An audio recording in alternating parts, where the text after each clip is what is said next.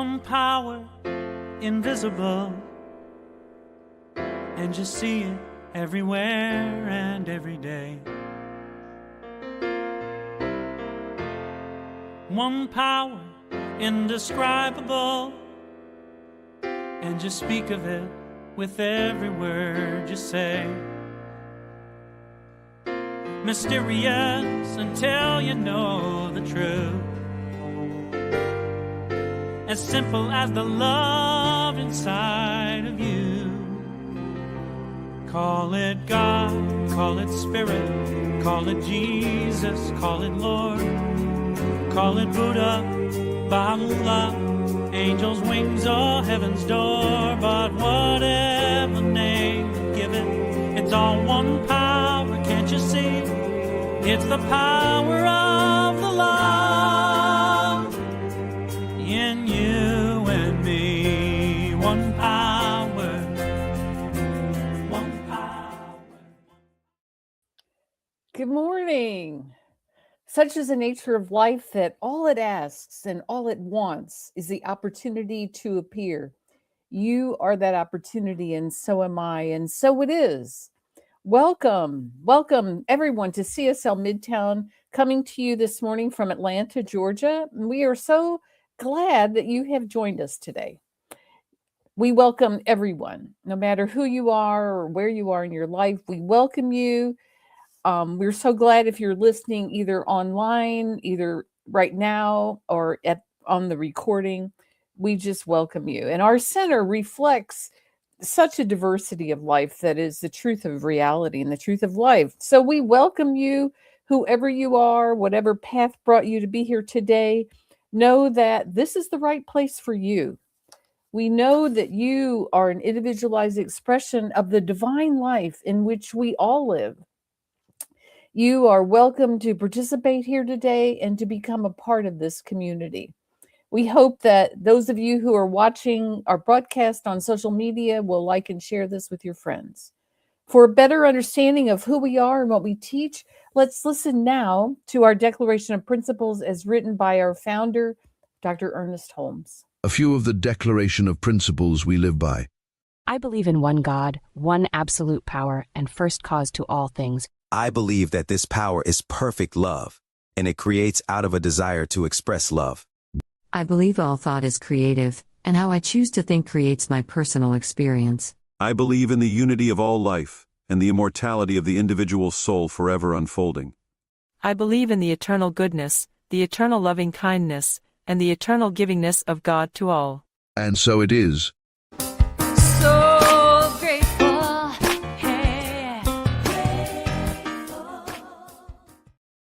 All right. Well, the full declaration is a little bit longer than that, and it's available on our website at cslmidtown.org. Well, my name is Judy Aehle, and I am the moderator and practitioner for today's service. And this is December, where this month's theme is shedding our skin. And today's affirmation is, I walk with confidence and step into my best self. You know, it is said that true happiness is based on an inward sense of security, a sense of belonging to life, and a desire to give and be connected with yourself and others. This seems to happen when we reach for our true self, which I believe our true self is that self which is God within us. During this day of the winter solstice, the shortest day of the year, the longest night, we are shedding the old and preparing for the new. We are open with joy to the sense that new good is coming.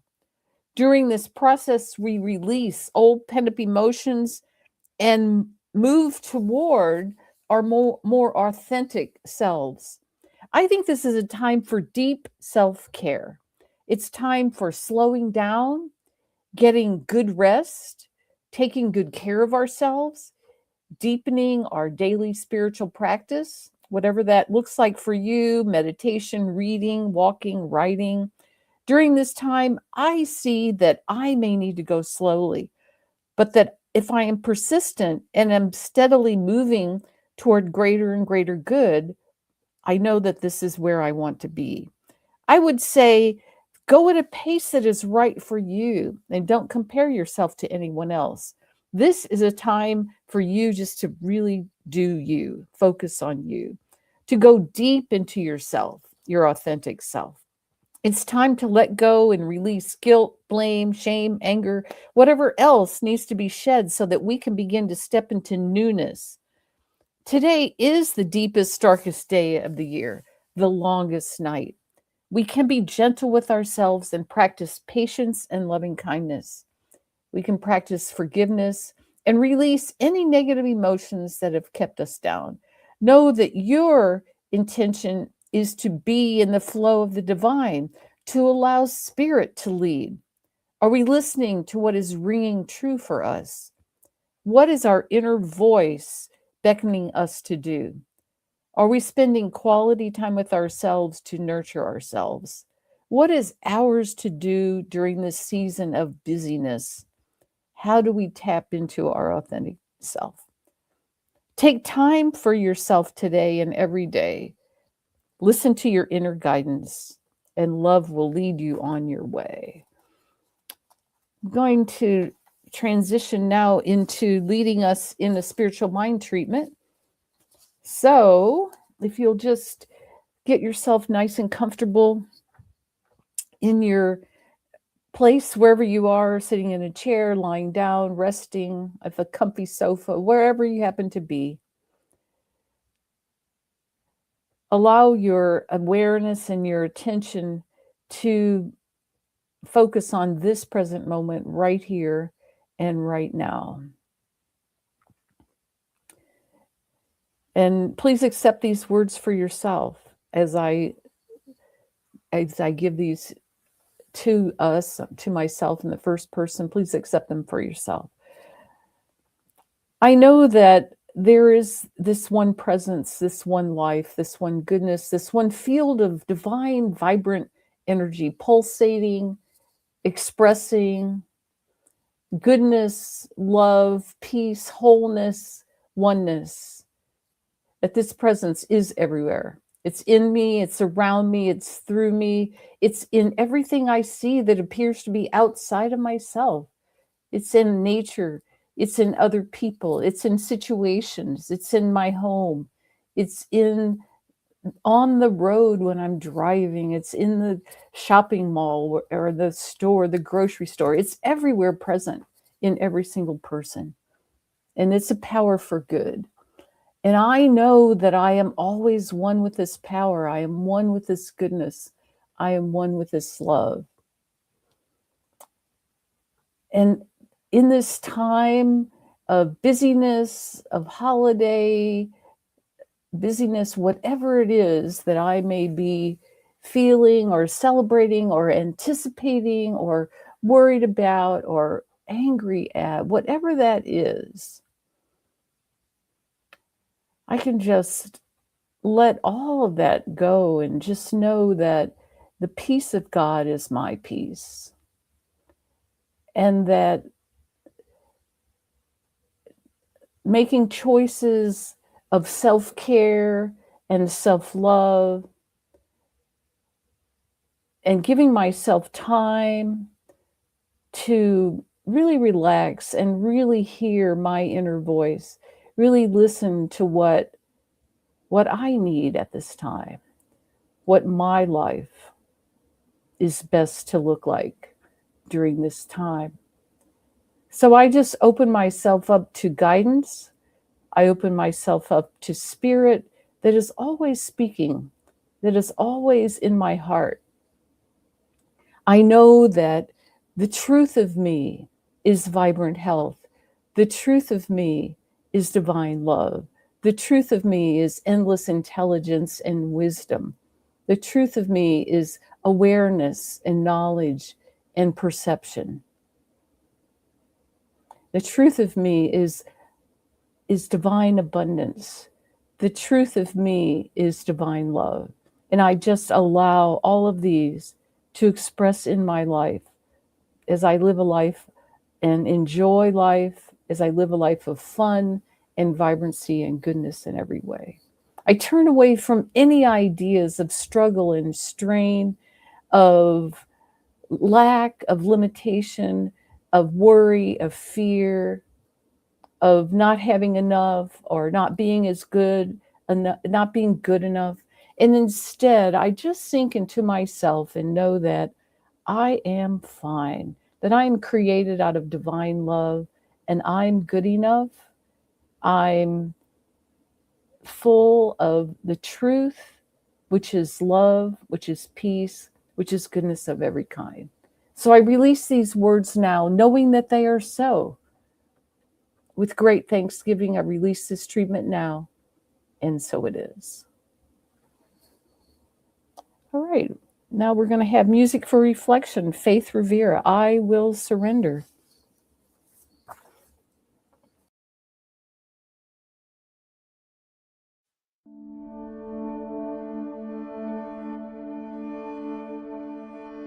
I will surrender to my greatest, highest good.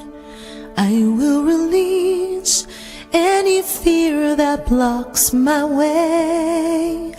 For every step I take is taken in pure faith. And I am stronger every moment, every day. My mind is willing and my heart is open wide. I trust my instincts and let spirit be my guide. I vow to live a life that's real and pure and free. As I continue walking in this mystery, I surrender to my greatest, highest good. I release any fear that blocks my way. For every step I take is taken in pure faith. And I am grateful every moment, every day. There may be walls, there may be roadblocks in my way, but I can choose to take a higher path each day. And now I know what I thought was safe and sound was only habit and regret that held me down.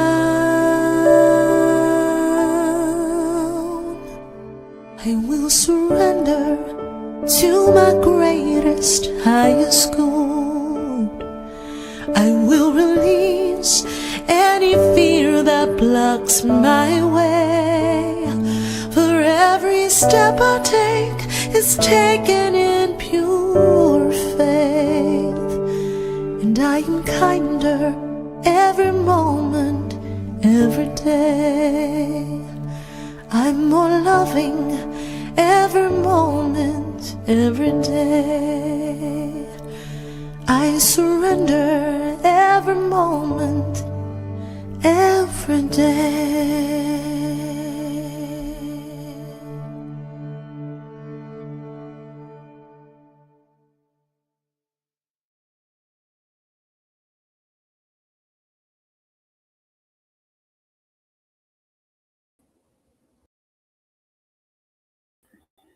I surrender.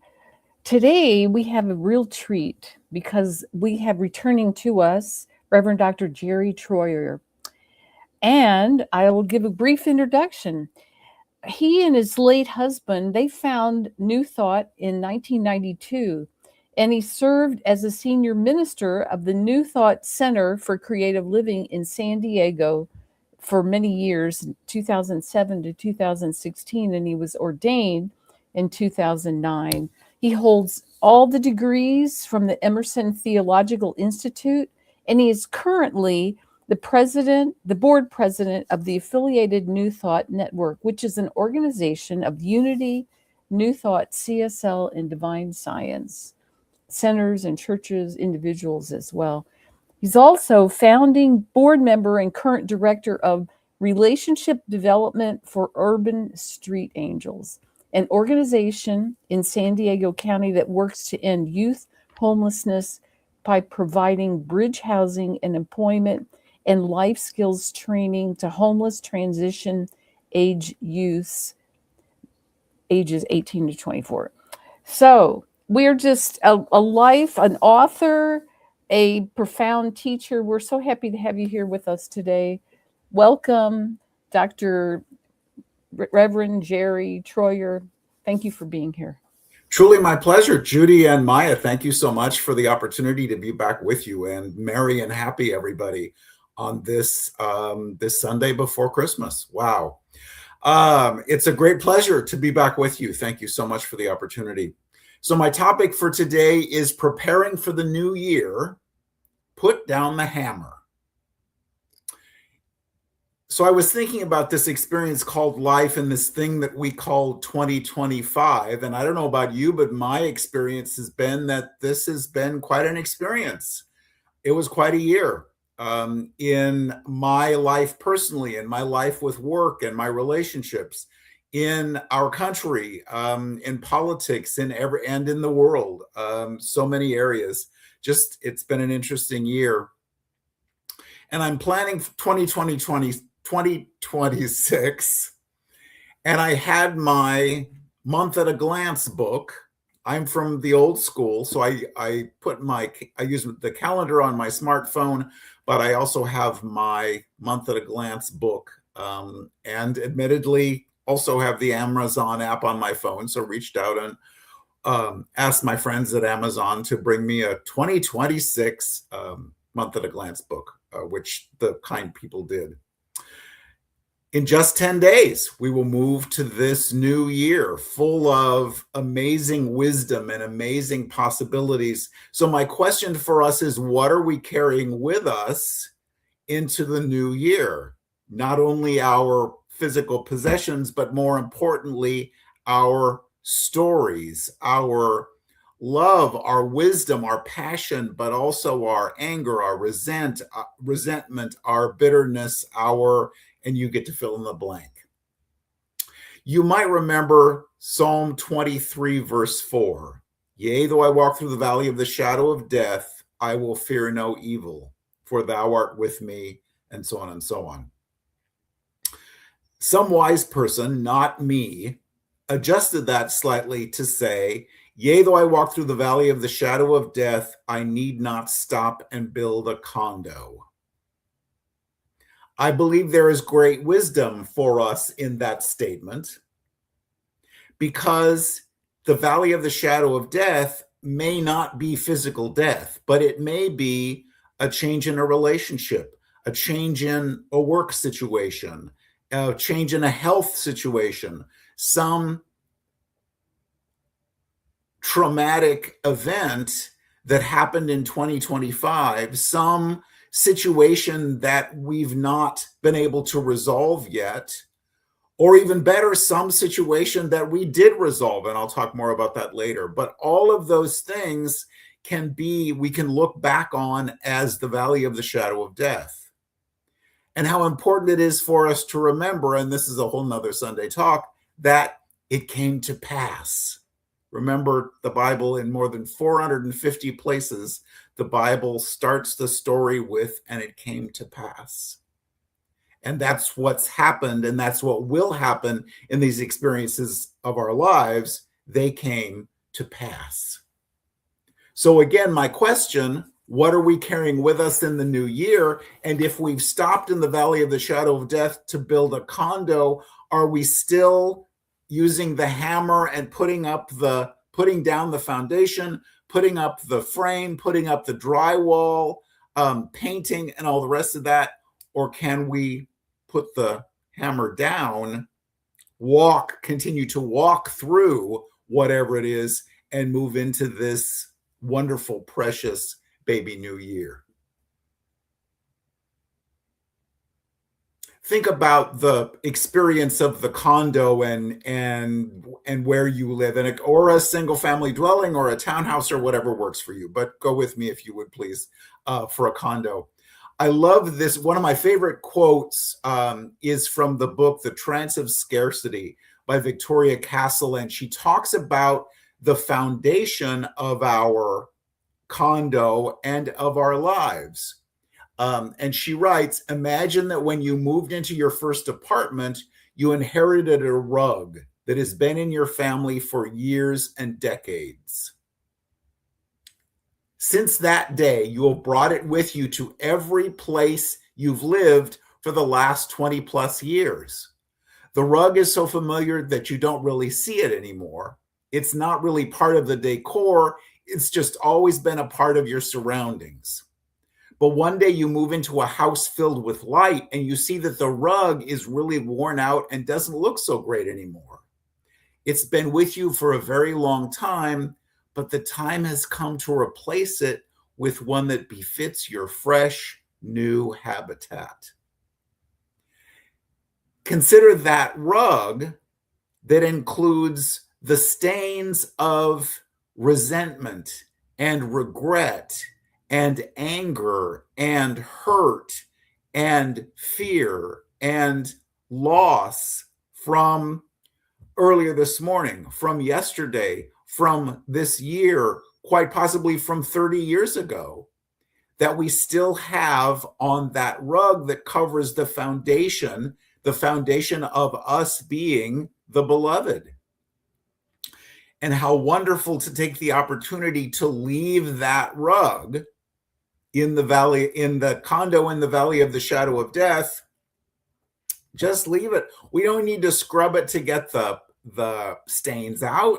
Just leave it there and keep walking through the valley into the next year and the next day and the next opportunity to express and experience all the good that life has for us.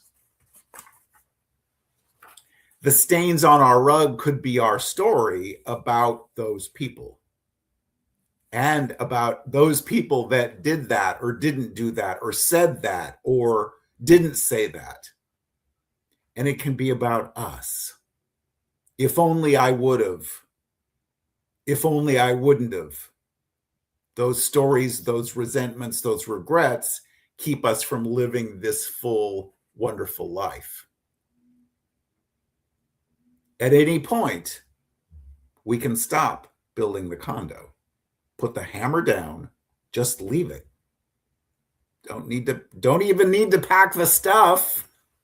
You're using a purely metaphysical term. Don't need to pack the stuff unless it resonates for us, and just keep moving into the next chapter of our lives. I must admit that when I first got into this teaching, and as Judy mentioned, been, good Lord, a long time. Let's leave it at that. I was so excited because, and oh boy, so this is changing I'm changing my thinking and I'm changing my life. And this means that all my relationships will work. Everybody in my life will behave themselves and do what I want them to. I will hit all of the lights green. The 285 will be my friend 24/7, 365. Well, as you know, life happens. And many times those things do happen and we do hit the lights green and everybody's behaving themselves on the 285. But sometimes it doesn't and they don't. So the opportunity for us is to determine what do we believe about it, what story do we want to tell ourselves, and how we experience our experience. It's about how I react or respond to whatever it is that's going on.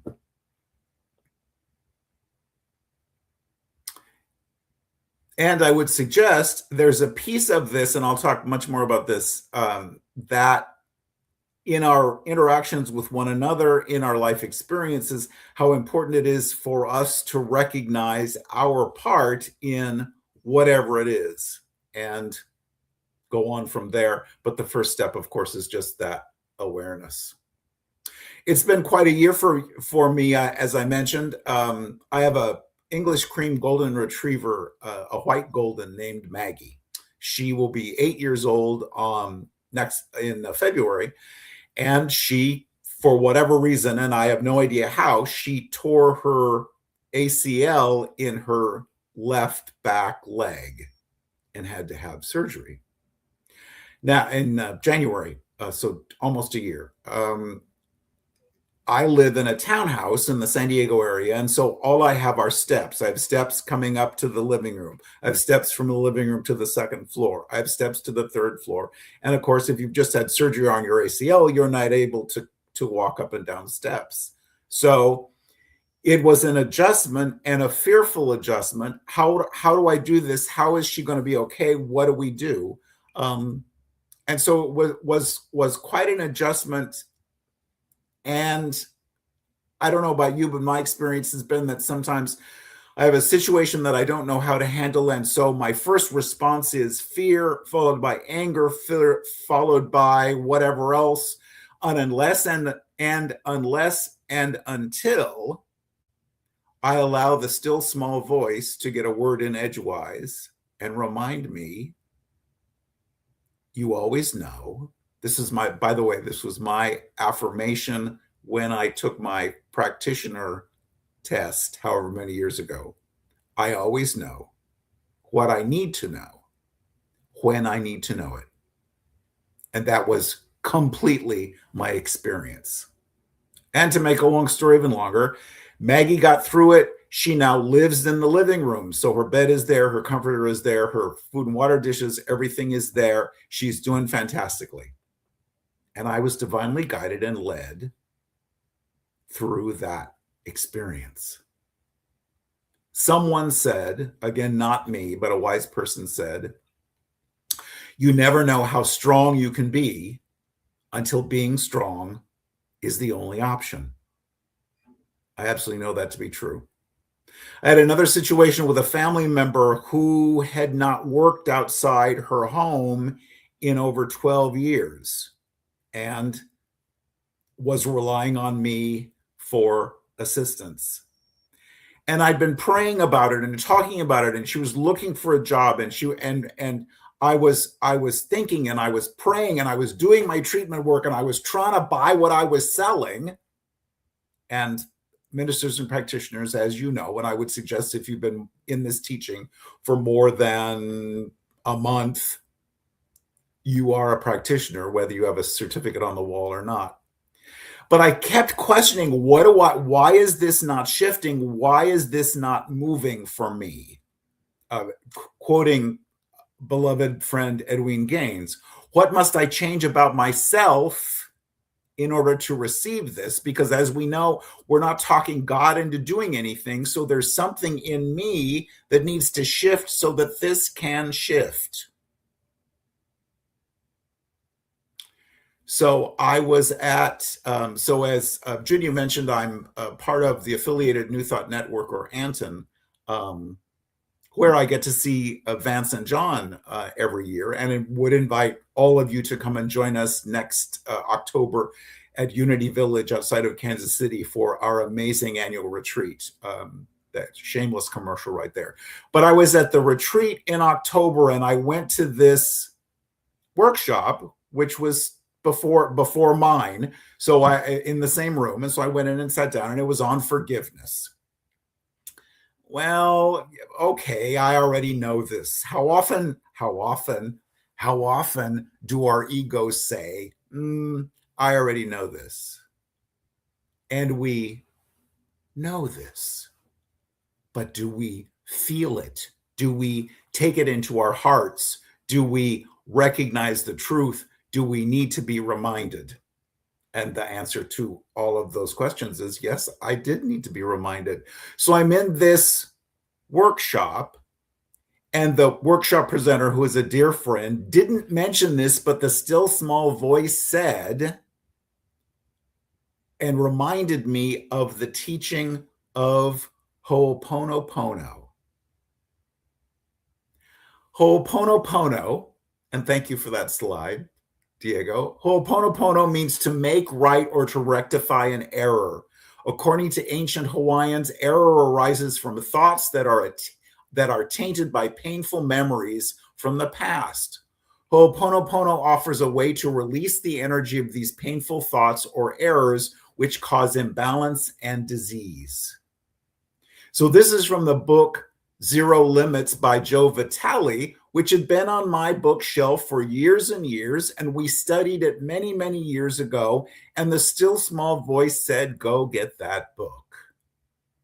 Because you have two ways to live your life, from memory or from inspiration. Memories are old programs replaying. Inspiration is the divine giving you a message. You want to come from inspiration. The only way to hear the divine and receive inspiration is to clean all memories. The only thing you have to do is clean. So the story very quickly is this man, Joe Vitale found this man, Dr. Hugh Len. He was a psychologist at a Hawaii state hospital for 3 years. A state hospital, state mental health hospital. And he worked with these patients. He never met them. He never visited with them personally. He never saw them in person. He agreed to review their files, and then he would work on or clean himself. He would work on and change his beliefs about them and his part in his beliefs about them. And what happened is, over time, patients who were diagnosed as criminally insane were having their medications reduced and their shackles removed. Many who had no chance of release were being released. Ultimately, this ward of the most challenging mental health patients was closed because it was no longer needed. In the book he writes, I was simply cleaning the art of me, the part of me that I shared with them. Total responsibility for your life includes everything in your life simply because it is in your life. So to change whatever it is, to change our experience of them and life, we must change ourselves. You might have heard that before. Change your thinking, change your life. So what the still small voice was able to remind me of is that in this relationship, in this situation with my relative, and I didn't think I was blaming, I didn't think I was in resentment, and yet, so I took my part for the relationship, for the situation. If you take complete responsibility for your life, then everything you see, hear, taste, touch, or in any way experience is your responsibility because it is your life. So the process of this, and you might be familiar with this, but the process, 4 steps: I love you. I'm sorry. Please forgive me. Thank you. I love you. I'm sorry. Please forgive me. Thank you. So I came home from Kansas City, where the retreat was, and started doing this work, and was going to see my family member the following Sunday. And I did my cleaning, and I did my work, and I took my responsibility for the experience. And she came to my house and said, I got a job, an amazing job.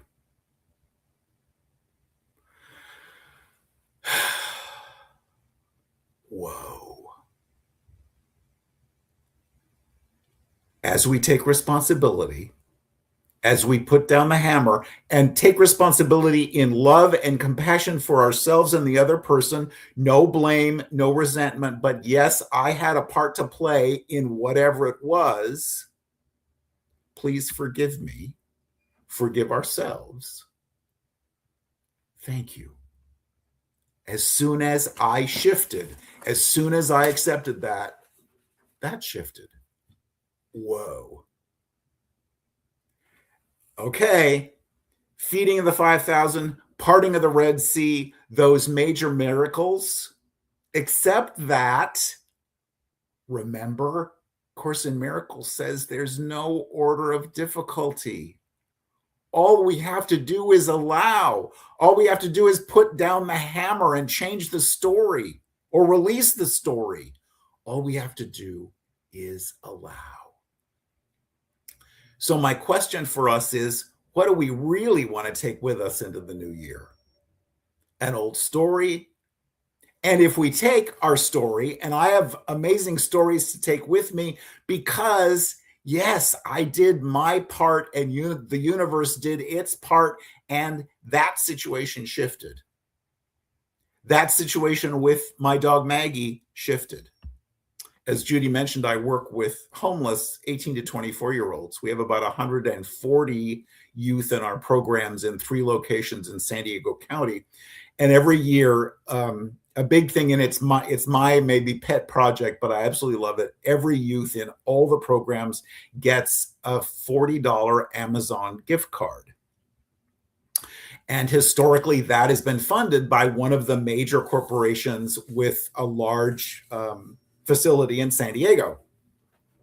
We've worked with them for several years, and this year they reached out to me in about September and said, we love you, we honor you, we love what you do, but we're going to support another organization this year, and so we wish you all the best, and so on.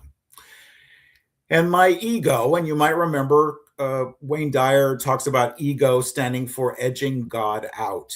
My ego said, okay, so $140 times 40, or 140 gift cards times 40 is over $5,000. How are we going to do this? Well, maybe we could cut it down to $30, or maybe we could do something else. And the still small voice said, okay, or we can still do this. And so I allowed, because that's all we're ever doing. I did my spiritual mind treatment, my affirmative prayer, and said, I don't know how this is going to happen, but I absolutely know I speak my word. Remember, Charles Fillmore, the founder of Unity, said the inexhaustible supply of spirit is equal to every demand, not request. And I didn't go out in the parking lot and shake my fist at the sky, but it's the demand, the absolute knowing that somehow, some way, even though I don't know how this is going to happen, it's going to happen because I said so, and I said, and so it is. So to make a long story even longer, we had 2 private donors and another organization donate enough money for the gift cards.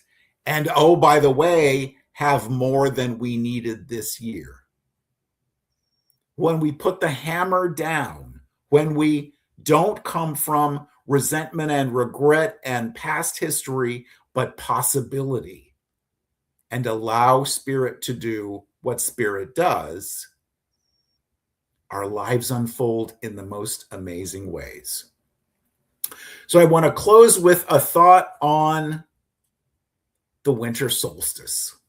And this comes from, I love Facebook. I'm not an investor. I have no financial attachments. But listen to this quote that I found on Facebook. The winter solstice is not just seeking brightness after the longest night, but it is the darkness itself, a place of stillness and quiet, of reflection, meditation, and incubation. Do not rush into the light. Pause in the darkness and breathe. So as we prepare for this new year, as we flip the calendar, I invite us to consider, do we still have the hammer? Are we still in the valley of the shadow of death? Or can we allow ourselves to leave that and move forward in the darkness, in the quiet, but absolutely knowing that as we move, we will be shown the way into this wonderful, precious, blessed, amazing baby new year. For all of this, for our time together, we give great thanks. And so it is. Thanks, everybody.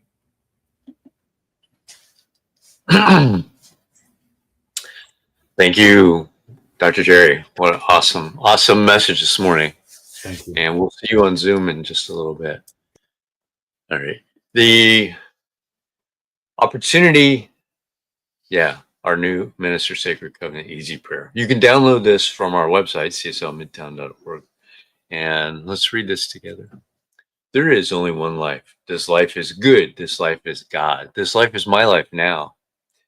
In knowing that I am one with this life that is God, I therefore know that I am one with all of its blessed expressions, which include the presence of a new minister for my beloved spiritual community.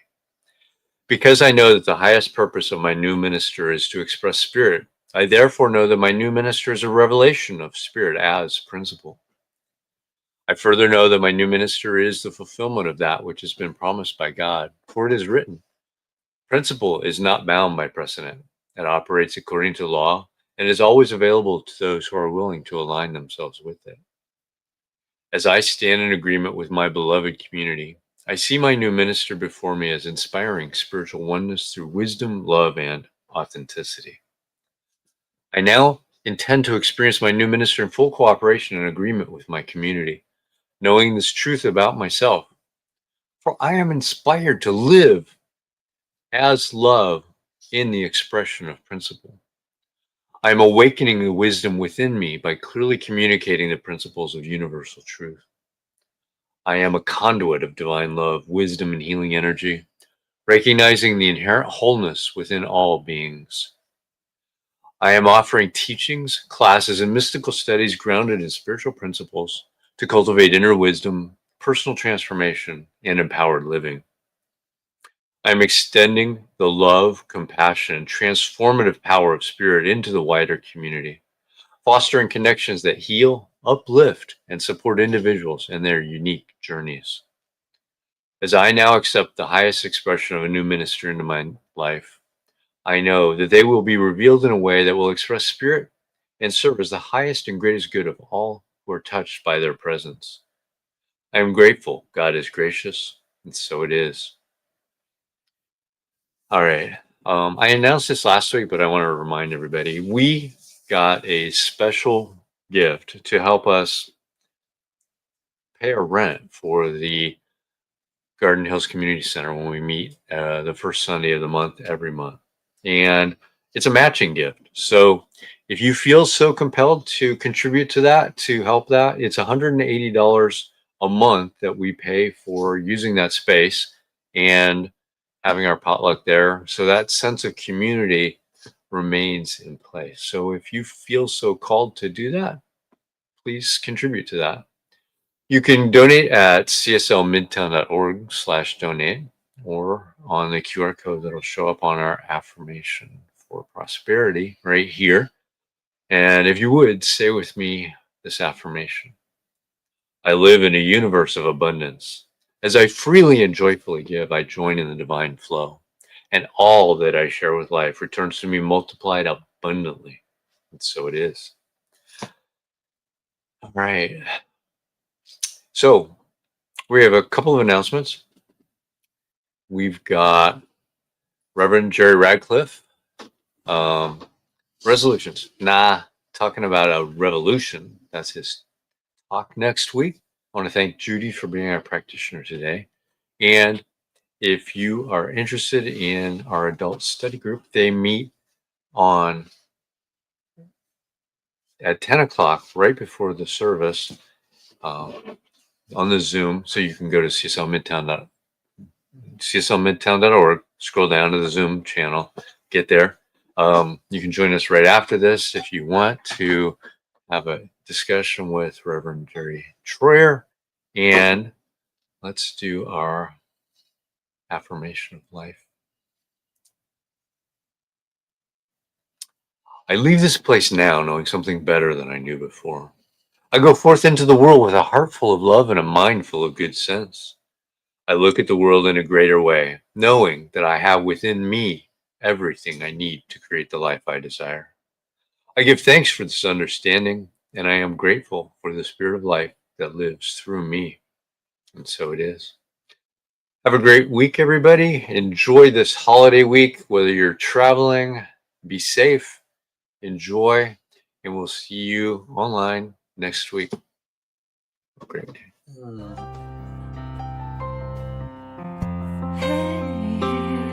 I'm so grateful.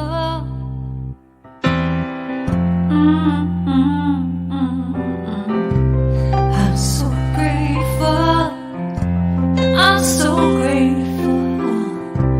I'm so grateful for all that I have. I'm so grateful. I'm so grateful. I'm so grateful for all that I have. Hey! Oh yeah. Grateful. I just say I am so grateful every day for all I have. Every day. I'm so grateful. I'm so grateful. I'm so grateful for all I have. Every day I say it. Grateful. How I'm grateful. Every day. Oh yeah. I am so grateful. Oh yeah. I'm so grateful. 'Cause I accept and I receive. I am so grateful. Oh yes, I am. I am so grateful. Hey, grateful. I just count my blessings. Grateful. I just count my blessings. There is a power for good in the universe greater than you are, and you can